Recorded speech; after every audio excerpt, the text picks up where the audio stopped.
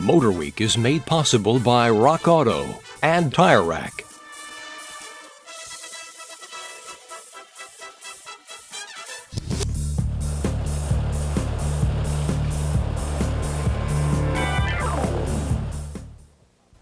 Now, what makes a convertible a convertible? Well, a top that goes down, of course. But there's a lot more to it than that.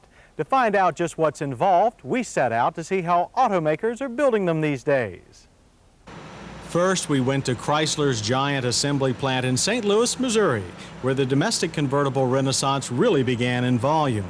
A lot had happened in the auto industry between the halcyon days of convertibles in the 50s and 60s and the post-energy crisis early 80s. The cost of manufacturing had increased drastically, and the size and design of cars had changed. So when convertibles made their comeback, the tops went down a little differently. These days, convertibles are made from body shells that are already built as hard tops. Tops get chopped off right on the assembly line. Seems wasteful, but it isn't. This way, manufacturers don't have to make as many special body panels, and that keeps costs down. Most of today's domestic cars are unibody, so cutting off the top makes the body less rigid. Not a new problem for Chrysler since it's been building unibody cars for years. The solution?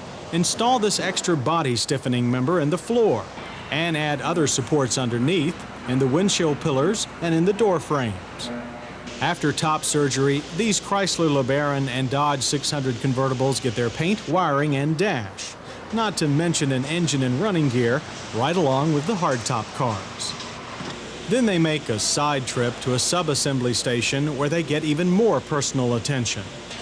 Each top is built from the frame up at the factory to ensure proper fit.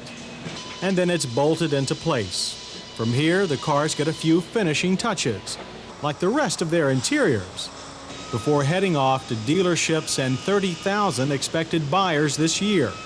Chrysler sold more than 16,000 Dodge and Chrysler convertibles in 1982, the first year of production. A lot of other car companies have since introduced convertibles, but Chrysler can still boast that theirs is one of only 2 domestic convertibles that is built completely in-house. But since convertibles are mostly a low-volume affair, many car companies choose to farm out their conversions to outside suppliers, and there are a number of firms that specialize in this kind of work. With one coach builder, the Straman Company of Costa Mesa, California, proving that any car with a solid ceiling can be born again as a ragtop. Owner Richard Straman started out converting Ferrari coupes to convertibles, but the much less expensive Honda CRX has become a much more popular model for top chopping. Of course, there's a little more to it than that.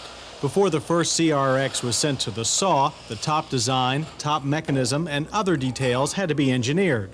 With all that out of the way, the first step is to prepare the underbody for its structural supports and remove the interior. Then comes the fun part, removing the top. Now, since the Honda also is a unibody, removing its large fastback roof leaves it with all the rigidity of a wet dish rag.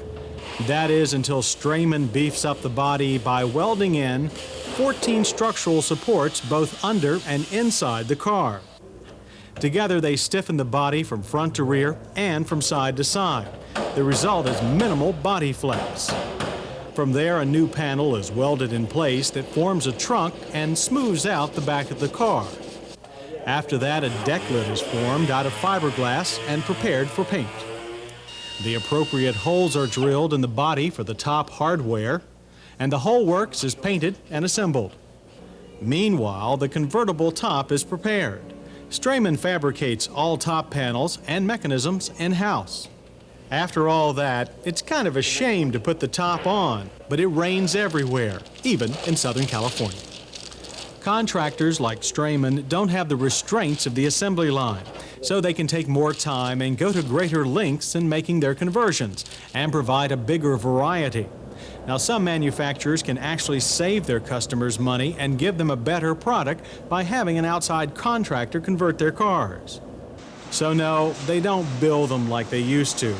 While some domestic convertibles are still built in and by the factory, lots of them are designed and are built by an outside contractor, such as the Straman Company, or larger firms such as Cars and Concepts or ASC. Now, most of today's convertibles usually have one thing in common. They start life as hardtop models. Well, there's only one problem with that. It leaves a lot of spare metal tops and hatches lying around. No matter, we're glad to be getting our dose of sunshine once again, even if it is occasionally liquid.